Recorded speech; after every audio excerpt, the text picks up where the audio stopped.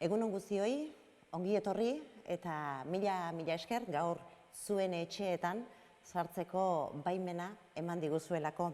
Aurtengo Udaltop deletako euskara zerbitzuen topaketen egitaraua prestatzeari ekin genionean zuek hor eta gu hemen egongo ginela izan baligute nekez sinistuko genuen.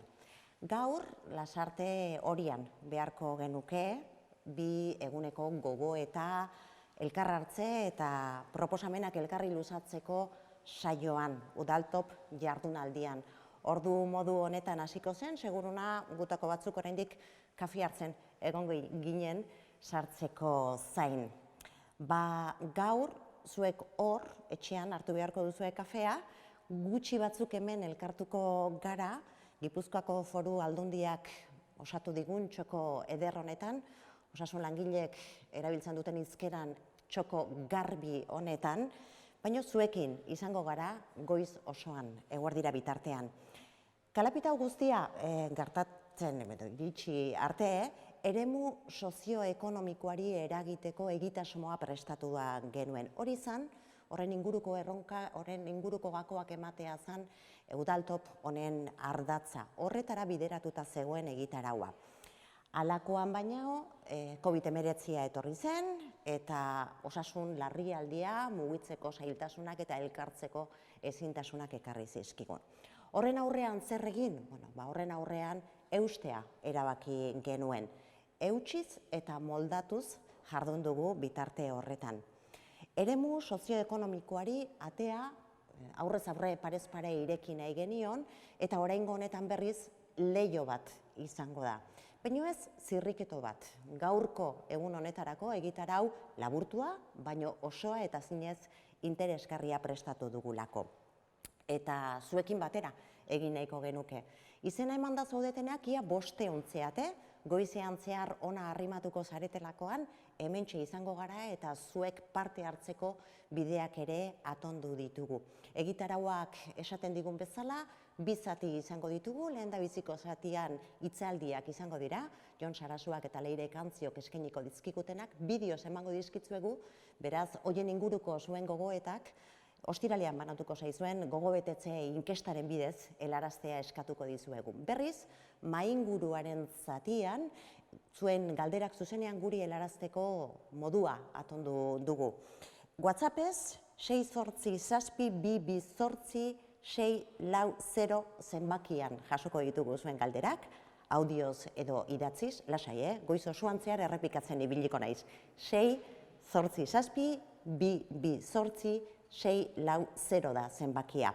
Twitterren ere bagara noski eta horretarako gurekin harremanetan jartzeko ondoko traola erabili dezakezue, Udaltop 12 zuzenean eta nahi izan eskero udaltop@gmail.com elbidera ere idatzi dezakezue.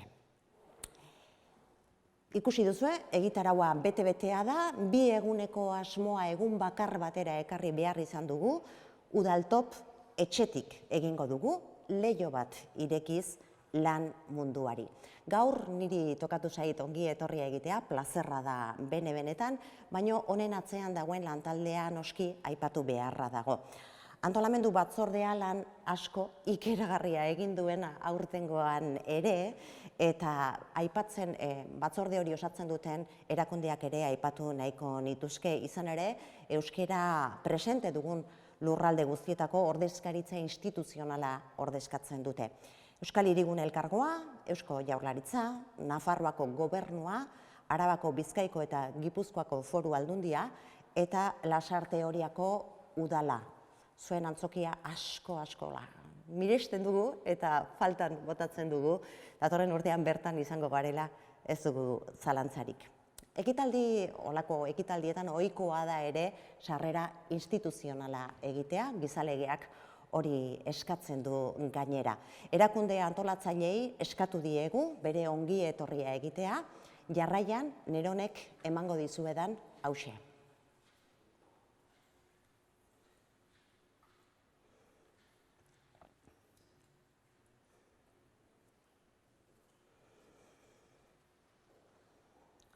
COVID-19 pandemiak eragindako ezohiko egoerak arrunt bilakatzen ari zaizkigu. Ez da seinale txarra, gizarte gisa egoera aldrebesenaren aurrean ere moldatzeko gaitasunaren adierazle delako. Aurtengo udaltop hau adibide bat baino ez da. Etxetik bada ere, leiho bat zabaldu nahi diogu lanaren munduari. Eremu sozioekonomikoan euskararen erabilera pizteko gakoak ematea genuen xede. Ezohiko formatu laburrago honek ordea, hankamotz geratzeko arriskua areagotzen duela, jakin badakigun arren, gaiari heltzeko beharra agerian utzi nahi dugu. Urrats bat haratago joateko borondatea zuekin konpartituz. Euskal gizartetik izugarrizko inbertsioa egin dugu belaunaldi berriak euskalduntzeko. Eta herri gisa ere izugarrizko alegina egin dugu gure hizkuntza dagokion lekuan jartzeko. Alabaina, euskara biziberritzeko prozesuan estrategikoa da eremu sozioekonomikoari heltzea. Orain arte egindako lanari eta inbertsioari etekina ateratzea. Euskararen herrian, gure herrian, hizkuntza errealitatea oso heterogeneoa da, eta hori islatu egiten da eremu sozioekonomikoan ere. Beharrezkoak izango dira egoera bakoitzaren araberako politikak lantzea eta erritmoak egokitzea. Eta are beharrezkoagoa erakunde publikoak, gizarte erakundeak eta enpresak norabide berean elkarrekin arraun egiten jartzea. Erronkak denok parte hartzea eskatzen du. Gu prest gaude.